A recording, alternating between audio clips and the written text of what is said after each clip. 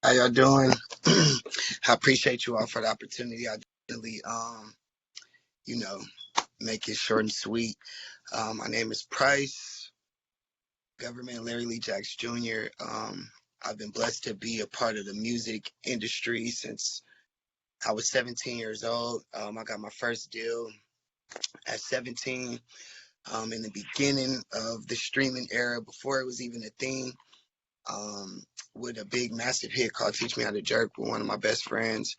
Since then, I was been blessed to just work with lots of different artists and people in the industry, from Mariah to Brandy to Travis Scott to Wyclef Jean. Too many to name. It's been an incredible experience. Um, but it's also taught me a lot of different things, just about business, about being an American African in this country, being an American African in business. It's taught me a lot of different things, and um, a few things that I learned, and I just wanted to speak about. I'm from the Inland Empire, which is an hour east of LA, for those that don't know. I'm in California, and I've literally lived almost every city out here in the IE. Um, but I was exposed to reparations and racism early. I mean, from 5, 6, 7 years old. Um, on my street, my grandmother lived on Evans in Banning, California. We lived directly next door to a family that were a part of the KKK, a full-fledged, authentic, racist family. Since I was a child, I grew up next door to them, fighting them, all those experiences. And then 2 streets over was the Morongo Indian Reservation, which we could walk to the reservation. It was walking distance to my grandmother's house. I'm 31 years old now, and I've never been on the reservation, still to this day. The reservation was blocked off by a border, like almost like border patrol, a little border, couple guards, and unless you had an Indian reservation pass, you were not getting on that reservation. I said that I spoke on that because we went to school with these children. We went to middle school with these children, so we got to experience the total difference in lifestyle that they got to experience.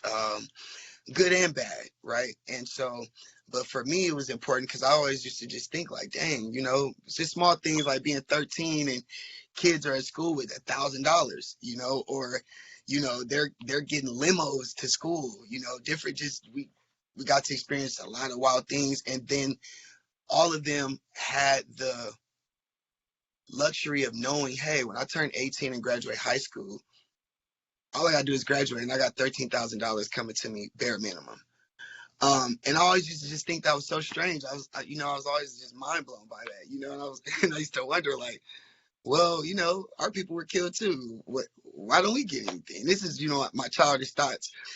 But it was just like I got to be exposed to the benefits of reparations and it being a real thing, early. So, saying that, just fast forward now because I don't want to, be take up too much time. My family, we moved. I love one of the speakers who went so deep on her history. She crushed it with her family history in the slides. She did so amazing. Um, I like to draw back to about 2 generations within my family, which started in the Bay Area, San Francisco.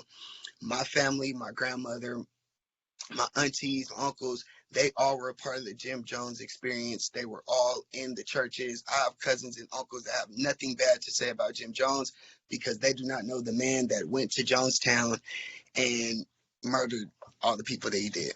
One of my aunties and one of my newborn baby cousins died in that massacre as well, which inspired me to do what the Queen Erica spoke about, which was get into storytelling.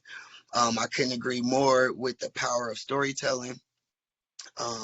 It inspired me to write a book and create a book series called Generational Cures. As you can see on the cover, it spells curses, but one of the S's is crossed out.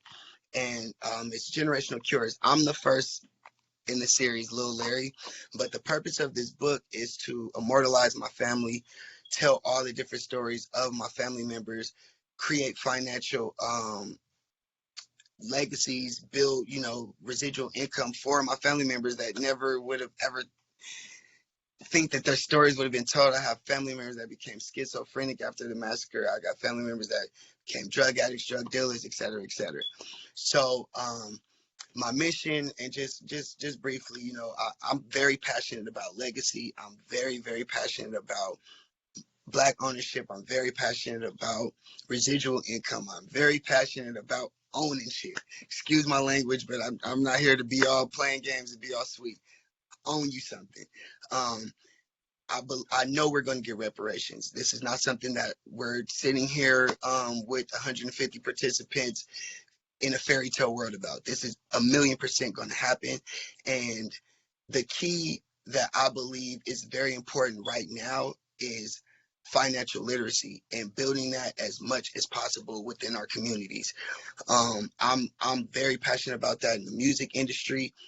I'm very passionate about spreading the awareness of reparations in the music industry. You'd be surprised how many American Africans in the industry don't realize what they have coming to them, and what they should be fighting for, what they should be spreading awareness for, even within our industry. So many American Africans that are millionaires, that can, really help push the agenda, and they just don't know. They really don't, because it seems like a fairy tale. They weren't exposed to what I got to see as a child and see as a reality. Like, no, this isn't a fake thing. People are getting scary amounts of money monthly to do nothing but be who they are based on what, the massacres and the just scary things that happen to their people in this country, and our people experienced 100 times worse. So I don't want to take up too much time. My name is Price. I love all my people. I'm excited to be here. Thank you, Camila, for this experience. Thank you for inviting me. I'm just blessed to be hearing all of you all's takes and positions, and I'm here, and I look forward to learning more, becoming more involved in the movement and anything that I can do.